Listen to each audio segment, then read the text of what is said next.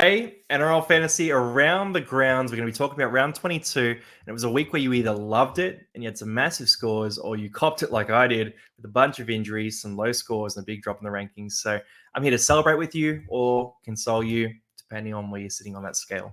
So first up, Tigers and the Cowboys. I'm going to bang through this. Dream baller, massive game, 266 run meters, 9 tackle breaks, huge. Scotty Drinkwater grabbed 2 tries as well, 69 points, back to form for him. He can absolutely dominate in the right fixtures. Val Holmes, we talked about here too, so grabbed the try, 7 goals. He was dynamic in this game, and 68 fantasy points is plenty if you bought him in. And Murray Talangi on that edge as well, 3 tries, just absolutely massive.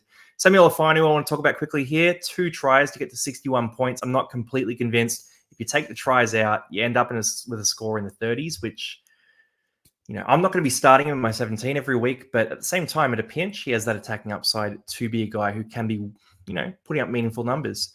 Then down the list here, Ruben Porter, pretty solid. We've got Papali'i with a decent score. Galvin, 41. It's neither here or there. Ataka Manu, Coruscant getting a little bit more disappointing in the 30s. And then down the bottom list here, Fayatape grabbed the try, but not a massive score. And Finafuyaki, if anything happens to Lukey, just waiting on full results there, but it looks like he's okay. Finafuyaki does become an interesting option at that stage. Next up, the Waz and the Eels. The Eels are back in the winner's circle for this one. So Gutho back to form here, 79 fantasy points. Grabbed every attacking stat you can get, and obviously pulled a win together, especially with that try saver on DWZ. That was an absolutely crazy play. Niokore went big. Barnett went huge as well, so 66 points for Barnett. A lot quieter of a game for Fanua Blake, and it seems to be one of them bounces up, and the other one sort of fades back each week. Dylan Brown was quiet at halftime, went big in the second half, and scored 60 points for you, which is huge. And then down the list here, Brandon Hands came in clutch. I know a few coaches started him, 52 points. You could take that. Sean Johnson, 47, had the 3 try assists, though, so very encouraging. Madison, 46. Meh, neither here or there. Fanua Blake with a 39. We don't love that. And then down the bottom list here, anything else to talk about? No one really except Dylan Walker. So Dylan Walker was a bit of a pod that a lot of people looked at, and unfortunately copped the HI in this game, so he probably misses next week too, which means that I'd look at selling him, right? Because they have the buy in round 27. So Dolphins and the Roosters up next. And Sammy Walker, 2 tries, 65 points. Not a massive score. Max Plath, 56 points as well with the try.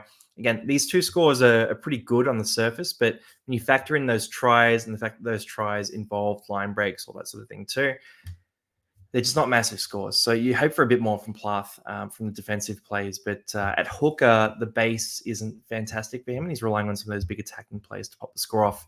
Terrell May and Farmworth went pretty well. And then Connor Watson, 45 points. Played a bit of center in this game, which actually sent his score going backwards. So he had about 47 points in 55 minutes and then went to center, and it sort of faded back over about 18 minutes. Tupanua grabbed 2 tries. So if he's ever a center full-time, he's actually kind of interesting because he just keeps scoring tries at the center spot. Suoli'i started hot, sort of cooled off in this game. Gus Crichton had that really nice try assist, but 38 fantasy points is not huge. And then down the bottom list here, is anyone else we're going to be talking about here? I'll throw in Dom Young here. So Dom Young picked up a hammy issue. He is probably going to miss the next couple of weeks, but it sounds like it's pretty minor. And James Tedesco, 29 points. He's a wing fullback. There's going to be big games, small games. We're just going to cop the highs and lows of that. So unfortunately, this was a low game, but he will bounce back. Last guy I'll talk about here is Joey Manu. So Manu was looking all right, and then he got himself sin binned, and unfortunately that score bounced down to a 24 for him.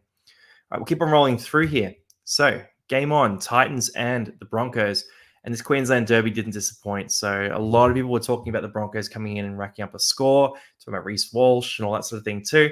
I'll tell you what, the way it started, Walsh scored 2 tries as easy as you like, and you thought, oh, the Broncos are on here. All right, they're going to make that run. This is why they were in the grand final last year. They're going to get super hot.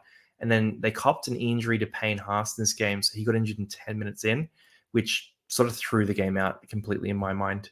Ezra Mam as well picked up a few issues too. So the Broncos were a bit under strength, and some Titans players absolutely capitalized in this one. So Jojo Fafita, 3 tries, 3 try assists. Got 90 points for him. Second highest score of the round. Absolutely massive.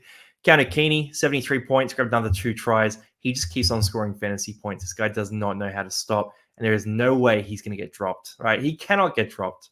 I mean, he probably does get dropped, right? Because AJ Brimson's so good, but how can they drop him with how good he's playing? It's just going to be such a big problem for Des Hasler to solve.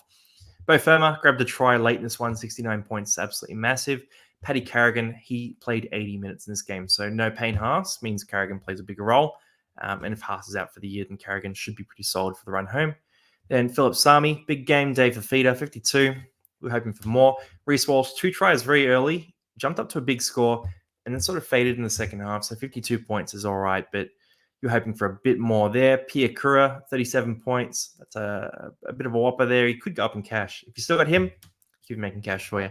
Jaden Campbell, 35 points and had the 5 goals in this one, but just a pretty quiet game all around for Jaden Campbell. There are a bunch of other guys getting the job done. Campbell wasn't super needed in this game. And down the bottom of the list here is anyone I'm going to talk about. Jolliffe came back, 33 minutes, so nothing to see there. And then down the list here, if Moser ever gets the minutes, I love him. He's so dynamic with the ball in hand.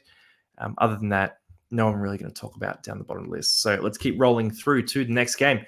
And a big upset here too. Dragons beat the Storm. And Harry Grant, he didn't care. 2 tries in this game, had a bunch of run meters, a bunch of tackles. Harry Grant was a return to form and he's the best scorer of the year for him so far with 81 points. We've got Sewer here, grabbed 2 tries, 66. He's been pretty solid lately as well. Eisenhuth, Ben Hunt, Loiero, all solid scores. Jerome Hughes started hot in this one, cooled off, 54 points. You hope for a bit more from him as well, especially with the start he had. He just cut through them, set up a try. Cam Munster came back, 52 points. It's a good score, but the narrative was he was going to score 90 or 10. And he sort of come in and just put up a normal performance, which I guess they lost this game, right? So if you bought Munster, you wouldn't be too upset, but he does lose a bit of cash this week. And then we got Lomax, Sully, DeBellin, Leilua, all decent enough scores. Sean Bloor, 70 minutes is the problem there, 40 points. It's okay. Then Jacob Little, a bit quieter. So there's a bit of talk about him last week as a pod option or hooker. He was a bit quieter in this game. And then if we roll down the list here, Jack Howarth, 36 is solid enough, but you hope for a little bit more. Eli Katoa went off with an injury, came back, but that knee was heavily strapped up. 32 points for him. And then down the bottom of the list here, anyone we want to talk about? Wishart. I'll mention Wishart. I'll mention Pappenhausen. So Wishart only played 24 minutes, scored 18 points. His role is pretty minimal, right? Without Munster being injured, he is on the bench, and you just can't start him in your fantasy side. And Ryan Pappenhausen, it's the same effort every week from him in terms of real rugby league, but it just do the big plays pop off for him to produce those fantasy points. And if they do, you get 80 points out of him. If they don't, you get 7 like you saw on the weekend. Keep rolling through here. So Sharkies and the Bunnies. And for Damien Cook, this was a big day out. So top fantasy scorer of the week without a try and without a try assist. He had a try saver, he had a line break, but most of all, 45 tackles, 7 tackle breaks, and you also had about 170 run meters there. Jai Gray with 79 points too, and both of these guys put up these scores in a loss to the Sharks. So Jai Gray, he started super hot. He went on with it. 13 tackle breaks, the big one there, as well as 3 line breaks. He was dynamic as anything in this game. Kale Iro started quiet and then really heated up in the second half. He was a big part of their comeback. Kalamatangi, less minutes, but 54 points is still solid. Cam McInnes played the same minutes, 52 points. And then Cam Murray came back, 80 minutes, but on the edge, the PPM's not as good. So 43 points. I wouldn't be targeting him with a buy myself. I just don't love the PPM on the edge. Jack Whiten, 40 points, but it's 40 points with no attacking plays at all. So I look at this and I think, you know what? For my center, if he's going to score 40 without any big attacking plays, and you add those attacking plays on sometimes, so be it. I'm really enjoying Jack Whiten this year. Braden Trindle, 39 points, does have a minor hammy concern, so keep an eye on the news this week if you're a Trindle owner. And then down the list here, Nakora, really quiet with 33 points. And we'll keep rolling through. Blake Brayley, 30 points. I know a few people are looking at pod hookers. That's a bit of a quiet one. Stone Street grabbed a try, 26 points. Nearly had a few more tries. If he had those other tries, it would have been a much bigger score. But without those, it was a quiet one for him. All right, we'll keep rolling through here. So this was nearly another upset. And the Knights were looking good in this game. They scored early, but this guy, Nathan Cleary, just got it done. So Cleary, 79 points, top 10 fantasy scorer of the week. I think he was number 5 this week. And he had the try. He had a bunch of tackle breaks. But the big thing is 180 run meters on the back of 240 last week. It just proves that he's going to keep running the ball, right? So he's going to keep running the ball a ton. And if he keeps on doing that, he's going to find tries, he's going to find tackle breaks, he's going to find big fantasy scores. He is a must captain option for the run home. Tyson Frizzell, big score from him. Isaiah Yeo, 58 points, 80 minutes, just doing what Isaiah Yeo does, never scores below 55. And then Dan Safidi grabbed a try, 56 points. Liam Martin, intriguing run, a home option. So if you need an option for the run home and you don't have a lot of money to use, Liam Martin is a great option. Also has some big attacking upside in this Penrith side as well. McLean and Tungo both put up 50 points, both grabbed tries.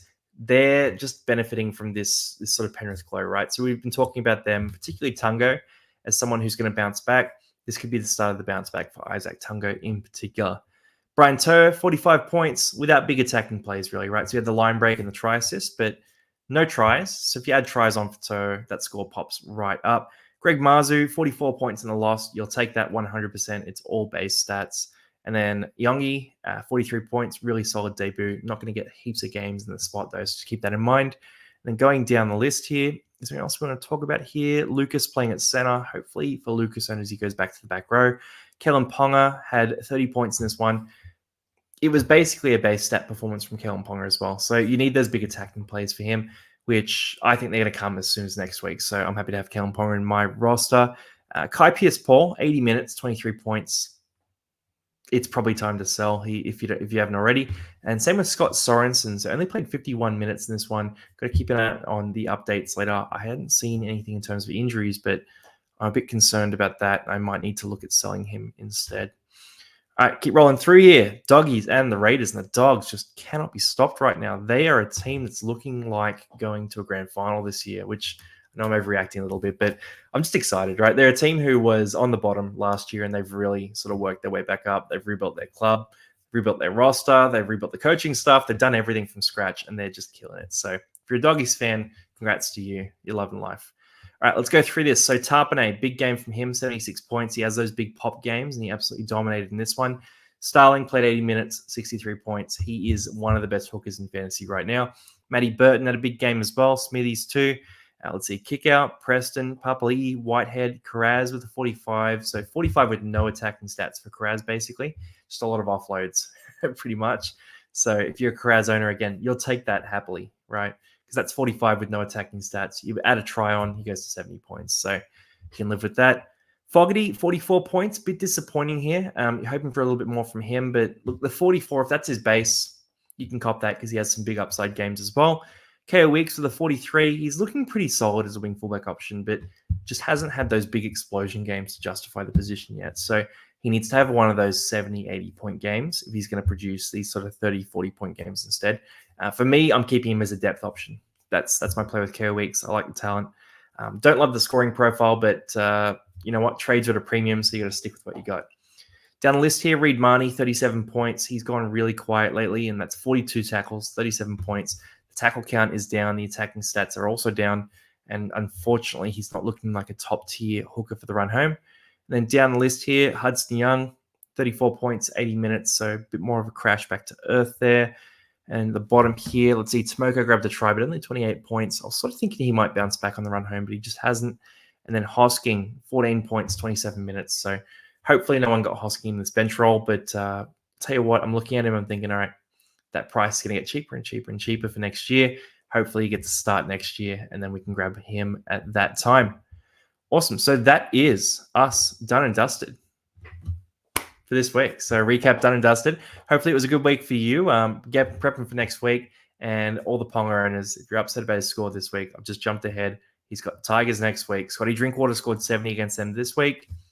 I'm tipping Ponga to go big. So best of luck with your trades this week, guys. We'll be talking more about options there too. And try not to use them all this week. But if you have to, there's been a few injuries. So be it. I'll see you guys in the next video. Peace out.